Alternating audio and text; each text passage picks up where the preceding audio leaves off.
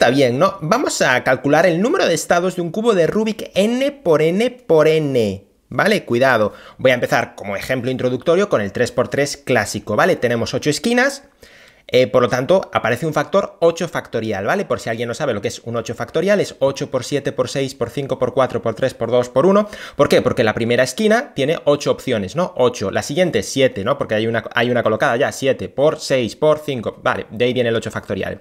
Luego, estoy ignorando la orientación por lo de ahora, ¿vale? Solo me preocupo en la permutación. 8 factorial, aristas hay 12, 12 factorial. Sí, pero ahora hay que dividir entre 2, 12 factorial entre 2, porque sabéis que no podemos tener en un cubo de Rubik pues solo 2 esquinas permutadas o solo 2 aristas permutadas. ¿Recordáis eso, no? Nunca se os ha presentado esa situación. Entonces, bueno, tenemos 8 factorial por 12 factorial entre 2 y ahora vamos con las orientaciones. Las esquinas tienen 3 orientaciones, ¿no? Entonces tendríamos 3 por 3 por 3 por 3, 3 elevado a 8.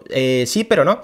3 elevado a 7. ¿Por qué? Porque la orientación de la última esquina ya está definida por la orientación de las otras. Entonces es un factor 3 elevado a 7, no 3 elevado a 8. Y las aristas hay 12, entonces dirías 2 y 2 orientaciones, ¿no? 2 por 2, 2 elevado a 12, no, lo mismo, 2 elevado a 11. ¿Por qué? Porque la orientación de la última ya está definida por la orientación de las demás. Entonces, 8 factorial, 12 factorial medios, 3 elevado a 7, 2 elevado a 11, ¿vale? Bueno, lo típico, ¿no? Esto en el 3×3 clásico de siempre. Ahora vemos unos documentos, ¿vale? Y os lo muestro todo más en detalle, con las fórmulas y tal, ¿vale?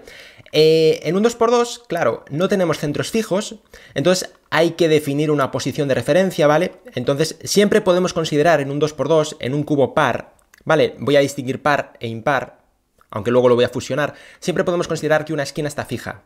Vale, piénsalo, es así. Tú imagínate millones de cubos 2×2, ¿no? Como este. Siempre puedo considerar que hay una esquina, por ejemplo esta, ¿no?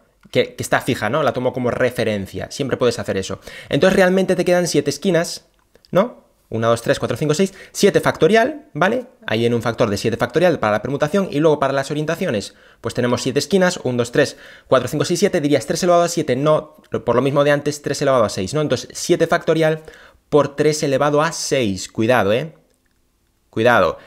Eso sería para un 2×2. Vamos con un caso más interesante, ¿vale? Un 4×4, por ejemplo. Fíjate, las esquinas es lo mismo que en un 2×2. Las esquinas, ¿vale? Contribuyen con el mismo factor. Considero siempre que hay una esquina fija, pues por ejemplo esta de aquí, ¿vale? Voy a considerarla fija. Y es que es así, porque es que si no, luego al final tendrías que descontar estados, ¿vale? Si lo calculas así a lo bruto, tendrías que descontar por orientaciones equivalentes, porque igual tú tienes este estado, y luego tienes este, y luego tienes este, y luego tienes este, que son todos el mismo estado, porque no hay centros fijos. Si hubiese centros fijos serían estados diferentes, no sé si me entiendes, ¿no? Entonces, bueno, en vez de descontar al final, considero ya que hay una esquina fija, es equivalente, ¿vale? No pasa nada. Entonces tendríamos lo mismo, 7 factorial, 3 elevado a 6. Pero ahora, cuidado, tenemos aristas y centros. Y ahora viene lo interesante, fíjate, aristas, ¿cuántas tenemos? Tenemos 24 piezas de este tipo, ¿vale? Porque hay 2 por 12, 24. Y cuidado que estas piezas no tienen orientación, ¿eh? Es decir, una vez que están en su posición, no se pueden orientar. Esta pieza de aquí no puede estar en esta posición con otra orientación, no puede. Vale, y fíjate que además, si lo piensas con el diseño de las piezas no tendría sentido, porque esto tiene un bracito, ¿no? Entonces no podría estar para el otro lado, ¿te das cuenta? Una esquina sí que está en su sitio y se puede orientar, pero estas aristas carecen del atributo orientación, cuidado, ¿eh? No mezcléis conceptos como cuando tengo una arista volteada, ¿no? Típico caso de paridad, no, cuidado. Te genera la ilusión de que esto es la arista de un 3×3 volteada, pero realmente están estas dos piezas permutadas, ¿te das cuenta, no? Cuidado. Entonces tenemos 24 factorial, ¿vale? O sea, 24 factorial, porque sí que puede haber 2 mal, que sería la situación de 2 tal, ¿no? Entonces, estas aristas contribuyen con un factor 24 factorial, que se añade a lo que ya teníamos de las esquinas. Y luego, para los centros, fíjate, tenemos 24 también, ¿no? 6 por 4, 24. Entonces dirías, 24 factorial, cierto, pero hay piezas repetidas, entonces son permutaciones con repetición. Fíjate, hay 4 negras, 4 azules, 4 rojas, entonces lo que hay que hacer es el número ese que te sale, el 24 factorial, para los centros tienes que dividirlo entre 4 factorial, que son las permutaciones de las negras, 4 factorial de las azules, 4 factorial de las rojas, 4 factorial, entonces un factor 4 factorial elevado a 6. ¿Vale? Es decir, esquinas 7 factorial 3 elevado a 6, aristas 24 factorial, centros 24 factorial entre 4 factorial elevado a 6. Bueno, supongo que ya estáis viendo, ¿no? La ley de formación, ¿vale? Sin más. Por ejemplo, en un 5×5, pues tenemos enfócate bien. Las esquinas, lo mismo que... Aquí hay centros fijos, cuidado, hay centros fijos, ¿vale? Entonces, no pasa nada. Ya considero esta la posición de referencia. Las esquinas, lo mismo que en un 3×3. Tenemos 8 factorial y luego las orientaciones 3 elevado a 7. Las aristas, cuidado, que hay varios tipos de aristas. Si me fijo en las centrales, es lo mismo que un 3×3. Las centrales sí que tienen orientación. Las centrales, estas no, ¿eh? No tienen orientación, estas sí. Estas serían 12 factorial entre 2, por lo que dije antes, de que no puedes tener solo 2 esquinas, 2, tal, ¿no? 2 elevado a 11, y luego tenemos las aristas laterales, que es lo mismo que en el 4×4. ¿Ves? Estas de aquí, las laterales, tenemos 24, ¿vale? 24 factorial. De ahí viene. Y luego para los centros tenemos lo mismo que antes en un 4×4 y ahora más. Porque tenemos, fíjate, vamos a acercarnos un poquito más para verlos bien. Tenemos los centros tipo esquina, estos de aquí. Claro, un centro esquina y un centro arista no se pueden intercambiar los papeles. Es decir, un centro esquina no puede estar nunca aquí. Es que no puede. Esto es un centro tipo arista, ¿no? Entonces los centros esquinas son estos 4 por 6, 24, y lo mismo de antes, un 24 factorial dividido entre 4 factorial elevado a 6 para descontar las piezas repetidas. Y para los centros tipo aristas es lo mismo. ¿Ves? Hay 4 por 6, 24, entonces sería un 24 factorial y volvemos a dividir entre 4 factorial elevado a 6, ¿vale? Entonces estas serían las contribuciones de los centros, las aristas, las esquinas, ¿no? Vamos a ver las formulillas de todas formas porque es más interesante. Vale, bien. Primero, bueno, estudié los cubos pares y luego los impares, ¿vale? Porque me resulta más cómodo así. No es necesario, pero es más cómodo. Entonces en el 4×4 lo que os dije, las esquinas... Y este factor siempre va a aparecer, esta contribución en los cubos pares, ¿vale? Es como un factor constante que está siempre, sin más. Luego las aristas, lo que os dije, el 24 factorial. Y luego tenemos aquí para los centros el 24 factorial entre 4 factorial elevado a 6, ¿vale? Y entonces aquí tenemos que para el 4×4, pues tendríamos... A ver, espérate, que me quiero acercar un poquito más. Tendríamos este factor tan interesante. Y luego os muestro unos cálculos concretos y algunas curiosidades. Por ejemplo, para el 6×6, las esquinas veis que es la misma contribución siempre, ¿vale? Siempre es la misma.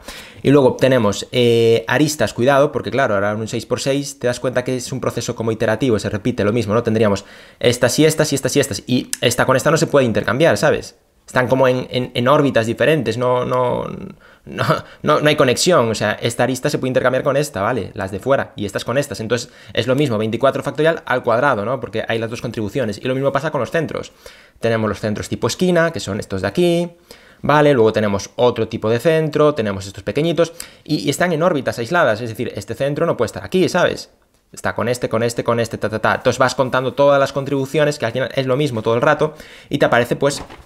Este factor, ¿vale? 24 factorial elevado a 4 entre 4 factorial elevado a 24. Entonces, para un 6×6, el resultado final sería este de aquí.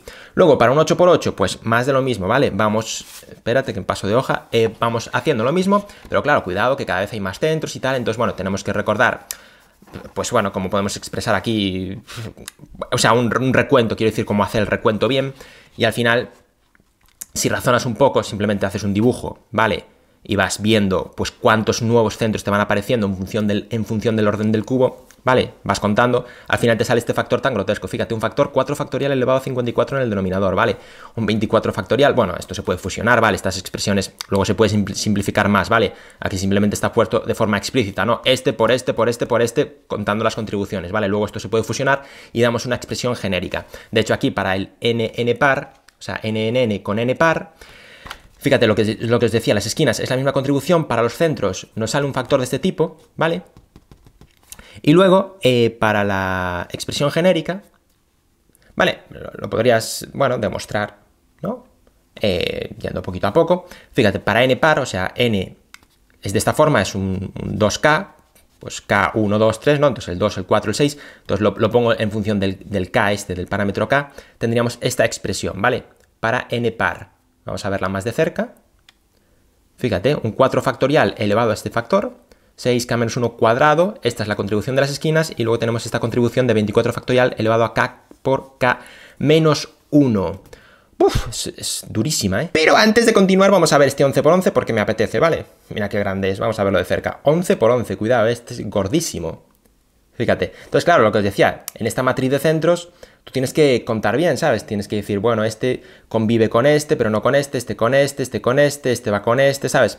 Todos los factores que aparecen, ¿no? Esta con esta, la central, sabes que parece una locura, pero ya os digo, esto bueno, es muy típico, ¿no?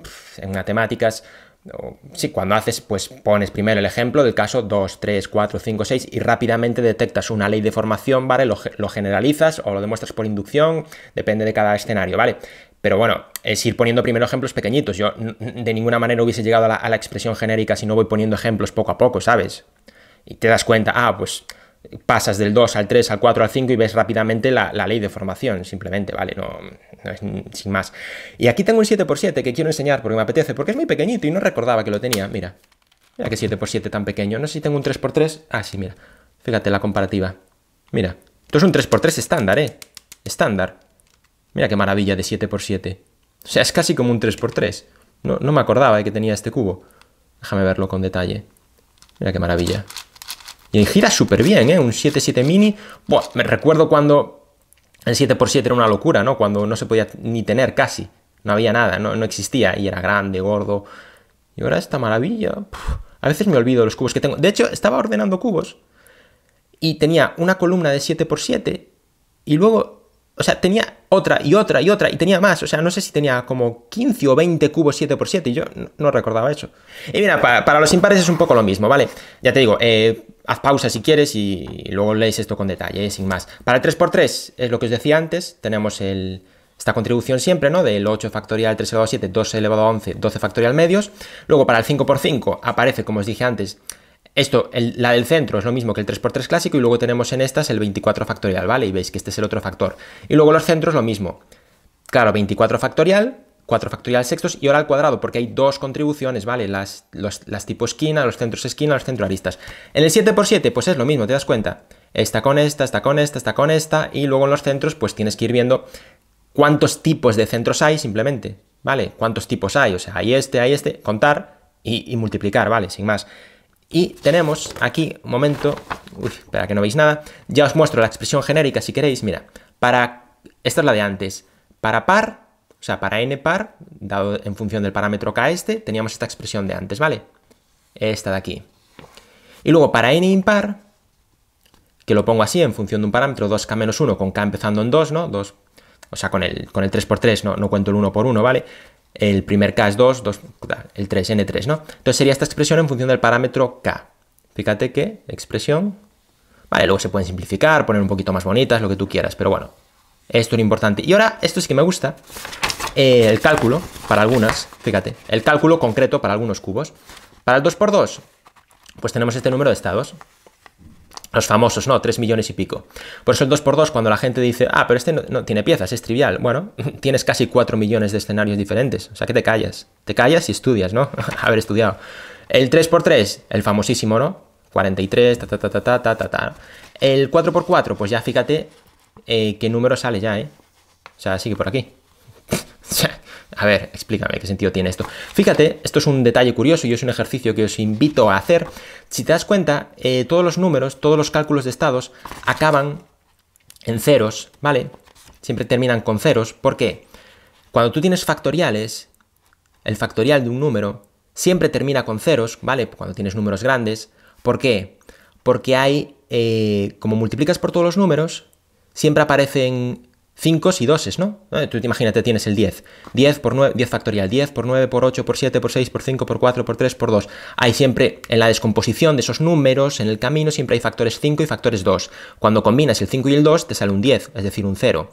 Por lo tanto, es un ejercicio interesante para n factorial, para un número n factorial, en cuántos ceros termina. ¿Cuántos ceros tiene al final el n factorial? Y eso se puede saber. ¿Por qué? Porque tienes que saber cuántos 10 aparecen, y los 10 que aparecen en la descomposición se obtienen multiplicando a 5 por 2, pero siempre va a haber más 2 que 5, entonces lo que te limita el número de ceros al final es el número de 5, ¿no? El exponente del 5 que aparece en la descomposición, ¿no? Cuando multiplicas todos los números, aparecerá, si lo pusieras en forma de primos, te pondrías un 5 elevado a algo, y ese algo es el número que te va a indicar cuántos ceros va a haber al final, ¿vale? Del factorial. O sea que es por eso siempre terminan en ceros. Para el 5×5, fíjate. Lo puse de forma explícita y todo, mira. Para el 5×5. ¿Ves? Viene por aquí, viene por aquí, viene por aquí. Y fíjate cómo terminan ceros, ¿ves? Luego, para el 6×6, bueno, ya lo doy en función de 10 elevado a 116, para el 7×7, 10 elevado a 160, etc. Y luego nos podemos preguntar aquí, si nos aburrimos, un poco la expresión del límite, ¿no? Cuando k tiende a infinito, pues evidentemente esta expresión se puede poner como k cuadrado aproximadamente, ¿no? Porque el k-1 se convierte en k. Simplemente ver qué expresión toman cuando tienden a infinito, que lo que me importa es esto, que al final que el número de estados tiene esta dependencia, es lo que quiero explicar, ¿vale? Una constante. Y luego tenemos k elevado al cuadrado. Esta es la dependencia, ¿vale? La dependencia. Cuando nos vamos hacia valores elevados. Y luego incluso podemos hacer el cociente. Por ejemplo, supongamos dos cubos pares consecutivos y nos preguntamos cómo es el cociente de estados. Es decir, cuando pasas del 2×2 al 4×4, o del 10×10 al 12×12, o del 18×18 al 20×20, ¿no? ¿Cómo es el cociente? ¿Cuántas veces aumenta, no? ¿Cómo es el cociente? Claro, entonces hacemos el cociente y vemos cómo es el límite a medida que nos vemos al infinito. Y es un límite también que depende así exponencialmente, tiene un exponente k, ¿vale? O sea que fijaos que el cociente también crece de esta manera. Y luego ya para terminar nos podemos preguntar cómo expresar el par e impar en una única fórmula, por ejemplo, fusionando, porque yo he dado una expresión para n par y para n impar. Si quisieras, que no es necesario, ponerlo en forma común, pues sería una cosa así, ¿vale? En función de este número a, n tal, a congruente con n, ¿vale? Me falta una línea ahí. Y tendrías esta expresión, ¿vale? O sea, bueno, sin más. A ver. De todas formas, el cubo de Rubik más importante es este, sin ninguna duda, ¿eh? Mira qué maravilla, por favor. Es que es precioso.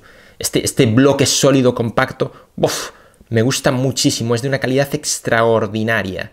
De Rubik 1×1, 2×2, 3×3, 4×4, 5×5, 6×6, 7×7, 8×8, 9×9, 10×10, 11×11, 12×12, 13×13, 14×14, no tengo, 15×15.